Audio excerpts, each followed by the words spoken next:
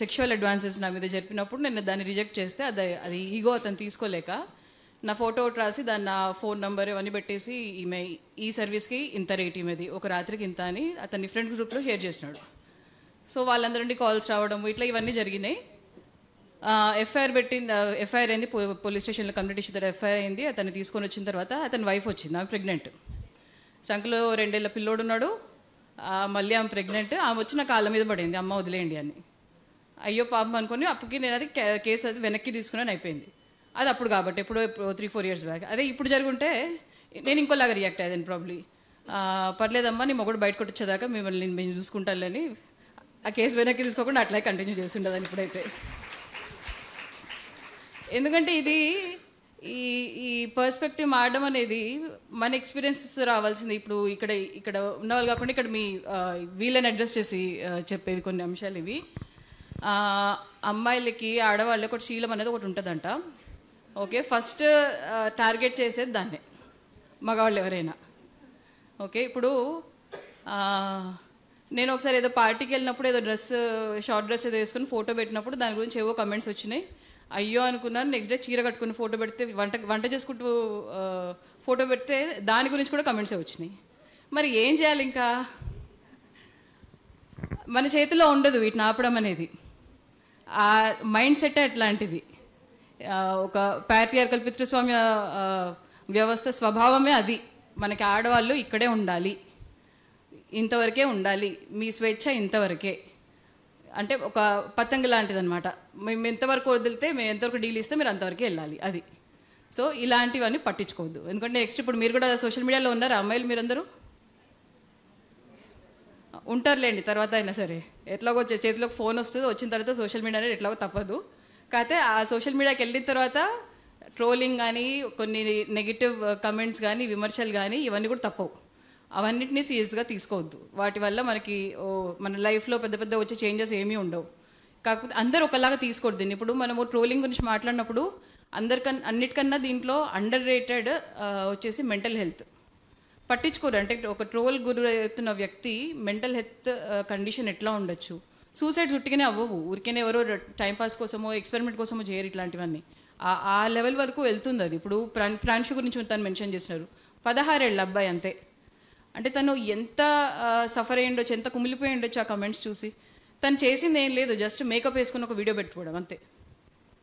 So అమ్మాయిలు అనుకోండి బట్టల గురించో ఏదో ఒక దాని గురించి వస్తుంది. అది ఇప్పుడు క్వియర్ ఉమెన్, అంటే నేను పర్టికులర్గా తీసుకున్న టాపిక్ అది. Queer women, transgenders, trans men, లేకపోతే లెస్బియన్ ఉమెన్, ఇట్లా queer in general queer women గురించి. అదే క్వియర్ ఉమెన్ అనుకోండి, వాళ్ళు ఏం చేసే అవసరం లేదు, జస్ట్ ఫోటో పెడితే చాలు, లేకపోతే జస్ట్ వాళ్ళ ఐడెంటిటీ గురించి వాళ్ళు మాట్లాడితే చాలు, మొదలైపోతుంది. 2 years బ్యాక్ అనుకుంటా ఒక 17 ఏళ్ళ అమ్మాయి, తను ఏం చేయలేదు, జస్ట్ ఈరోజు నాకు ఫ్రీడమ్ వచ్చింది, నేనేంటో నాకు తెలిసింది, నేను ఒక లెస్బియన్ అని పెట్టింది అంతే. ఇంకేం చేయలేదు. తను ఎవరిని తిట్టలేదు, ఎవరి గురించి విమర్శించలేదు, ఏం చేయలేదు. తన గురించి తను చెప్పుకున్నందుకు విపరీతమైన ట్రోలింగ్. ఆ అమ్మాయికి సూసైడ్ అటెంప్ట్ చేసింది. ఆ అమ్మాయి బతికింది, అది వేరే విషయం. కానీ అంటే మనం ఏం చేసే అవసరం కూడా లేదు. ఒక పనియో లేకపోతే ఇంకా వేరే ఏది అవసరం లేదు. క్వియర్ ఉమెన్కి, క్వియర్ పీపుల్ ఇన్ జనరల్ వాళ్ళకి ఏం చేసే అవసరం లేదు. జస్ట్ వాళ్ళ ఐడెంటిటీనే ట్రోలింగ్కి కారణం అవుతుంది. సో అంటే ఇంటర్నెట్ అనేది ఒక టాక్సిక్ స్పేస్ అయిపోయింది ఇప్పుడు. అంటే అదేంటో కానీ అన్ఫార్చునేట్లీ ఫేస్బుక్ అంటే ముసలోళ్ళకి అయిపోయిందంట, ఇంటర్నెట్ ఏమో ఇన్స్టాగ్రామ్ ఏమో యంగ్ పీపుల్కి అంట. అదేంటి మరి నేను నిజమే ఉండొచ్చు, ఎందుకంటే ఇన్స్టాగ్రామ్లో నేను చూసే వాళ్ళందరూ చాలా వరకు 20-somethings ఎక్కువ ఉన్నారు. దాంట్లో నేను ఒకటి చూసిన చాలా కన్సర్నింగ్ ట్రెండ్, చాలా వరిసం ట్రెండ్ ఏంటంటే అబ్బాయిలు చాలా రిగ్రెస్ అవుతూ ఉన్నారు. వాళ్ళ మైండ్ సెట్ అండ్ మెంటల్ చాలా రిగ్రెస్ అవుతూ వస్తుంది. మధ్యలో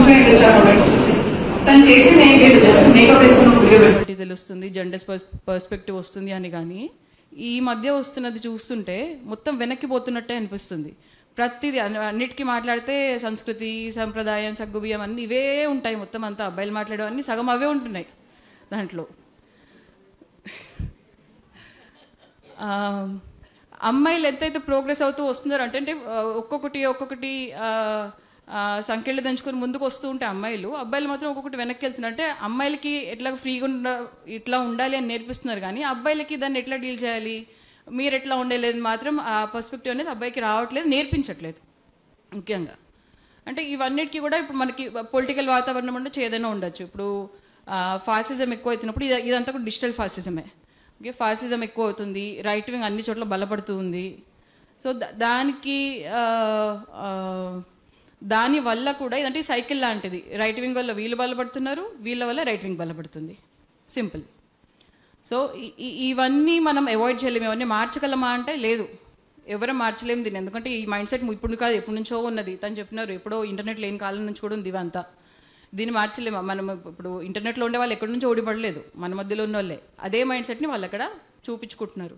కాకపోతే ఏంటంటే కొత్తగా రెక్కలు వచ్చినా అన్నట్టు వాళ్ళకి ఒక ప్లాట్ఫామ్ దొరికింది అంతే. ఎనానిమిటీ ఒకటి, అంటే మనం ఫేక్ ఐడీలు కానీ ఇంకేదైనా ఫేక్ ఐడీ ముసుగులో ఏదైనా చేయొచ్చు, ఎంతైనా చేయొచ్చు. నాకు ఒక థ్రెట్ వచ్చింది ఒకసారి. ఆంధ్రాలో ఎక్కడో ఒక వీల్ చైర్లో ఉన్న అమ్మాయి, ట్రైసైకిల్ అమ్మాయిని కాల్చి చంపేసినాడు అనమాట, రేప్ చేసి చంపేసినాడని వచ్చింది న్యూస్. ఎంతవరకు నిజం నాకు తెలీదు. ఆ అమ్మాయి ఫోటో పంపించి నీ పరిస్థితి కూడా ఇంతే అవుతుంది అన్నాడు. అతన్ని ఎవరో తెలిస్తే పో నేను కేసు పెట్టడమో ఏదో చేయొచ్చు, తెలీదు, ఫేక్ ఐడి అది. 4 రోజులు చూస్తే ఉండదు, ఐడి కూడా ఉండదు. సో ఇట్లాంటివన్నీ వస్తూనే ఉంటాయి. వీటన్నిటి వల్ల మనము వెనక్కి తగ్గద్దు. ఇప్పుడు కాదు ఈ ట్రోలింగ్ అనేది, ఇప్పుడు కాదు, ఎప్పటి నుంచో దాదాపు 7-8 years నుండి అవుతున్నట్టుంది. నేను స్టార్టింగ్లో నేను దళితురాలని చెప్పుకున్నప్పుడు అదొకలాంటి కమెంట్స్ వచ్చినాయి. వాటిని నాకు తెలియదు అప్పటికి దాన్ని ట్రోలింగ్ అంటారనే సంగతి నాకు తెలియదు, దాని పేరు తెలియదు. సో కొన్ని రోజుల తర్వాత నేను ఐడి డిలీట్ చేసుకున్నాను.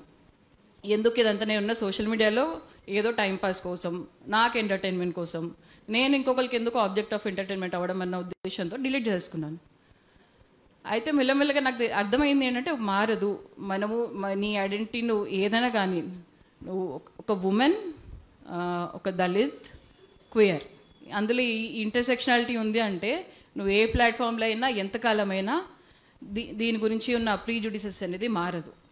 సో మార్చుకోవాల్సింది ఏంటి, మన ఆలోచనలే, మనం ఎట్లా రియాక్ట్ అవుతున్నాం అనేది మార్చుకోవాలి. సపోజ్ నా గురించి ఎవరైనా ఏదైనా పెట్టినారనుకోండి డ్రెస్ గురించి, నేను ఒక్కొక్కసారి ఇట్లా టైం వేస్ట్ వల్ల నేను కూడా కొన్ని చేసిన.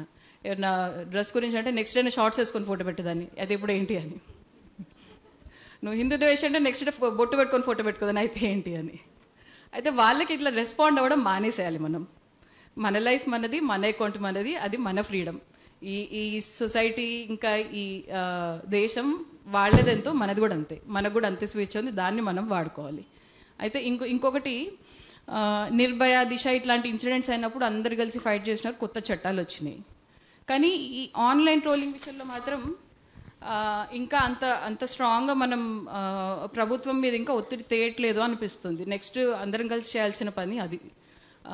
ఎందుకంటే ఇది ఆన్లైన్ ట్రోలింగ్ అనేది ఇప్పుడు అంతా ఏదో జస్ట్ ఇట్లా వదిలేయాల్సిన విషయం కాదు, అది ఇప్పుడు చాలా సివియర్గా అవుతుంది. సూసైడ్స్ వరకు వెళ్తున్నాయి. దేశంతో సంబంధం లేదు, ఏజ్తో సంబంధం లేదు, వాళ్ళ ప్రొఫెషన్తో సంబంధం లేదు, వాళ్ళు ఎట్లాంటి వాళ్ళని సంబంధం లేదు, అన్నిటి మీద వస్తుంది. కాబట్టి ఇట్లాంటి చట్టాలు కూడా కొంచెం స్ట్రాంగ్గా అయ్యేటట్టు ప్రభుత్వం మీద మనం కొన్ని రిప్రజెంటేషన్స్ ఇవ్వడం కానీ కొంచెం ప్రెషర్ తీసుకొచ్చే బాధ్యత కూడా యాక్టివిస్టులు అందరూ కలిసి తీసుకుంటే బాగుంటుంది అనిపిస్తుంది. అండ్ ట్రోలింగ్కి విమర్శలకి తేడా తెలుసుకోవాలి ముందు మనం అనే ముందు. ఇప్పుడు రీసెంట్గా ఒక ఆయన పేరేంటో మర్చిపోయిన రాసినాడు, హెచ్పివి అనేది సెక్స్ వర్కర్లకు ఎక్కువ వస్తుంది. సో మీ అమ్మాయిలకి HPV vaccine వేపిస్తుంటే, Nasireddy Amarnath, yes, ఏదోటి ఏదోటి ఓకే, దీని గురించి కూడా రేపు ఏదో ఒకటి వస్తుందిలేండి, అంటే చూస్తుంటాం మాత్రం. ఇది ఆయన రాసినాడు. సో హెచ్పివి అనేది సెక్స్ వర్కర్కి ఎక్కువ వస్తుంటుంది, మీ అమ్మాయిలకి హెచ్పివి వ్యాక్సిన్ వేపిస్తున్నారంటే మీ పెంపకం లేదు, మీకు నమ్మకం లేదా అని. దీన్ని క్రిటిసైజ్ చేస్తూ ఆ ఒపీనియన్ని చాలామంది చాలా రాసినారు. సో ఆయన అభిమానులు ఏంటి, ఇదంతా కూడా ఆయన ట్రోలింగ్ అనే అనుకుంటారు వాళ్ళు. సో ట్రోలింగ్కి విమర్శకి తేడా తెలుసుకోవాలి. ట్రోలింగ్ అనేది ఒకప్పుడు ఎనానిమిటీలో జరిగిపోయేది, ఏదో ఫేక్ ఐడీలో లేకపోతే ముసుగులో జరిగిపోయి, ఇప్పుడు అన్నీ ఓపెన్గా అవుతున్నాయి. అన్నీ అనిల్ బత్తుల ఎగ్జాంపుల్ ఇచ్చినారు. ఇప్పుడు ఈయనది కానివ్వండి, ఏదైనా ఈ నాసిరెడ్డి అమర్నాథ్ వాళ్ళు చేసేదంతా ఇది పబ్లిక్ ట్రోలింగ్ అన్నది. ఆయన ఒక్కైనా అందరినీ ట్రోల్ చేస్తూ ఉంటాడు ఇట్లాంటి పోస్టులు రాసి. అట్లాంటి వాళ్ళు చాలామంది ఉన్నారు. అలాంటి వాటిని ఎదుర్కొంటూనే మీకు వచ్చే విమర్శల్ని తట్టుకునే విధంగా కూడా మిమ్మల్ని మీరు ట్రైన్ చేసుకోవాలి.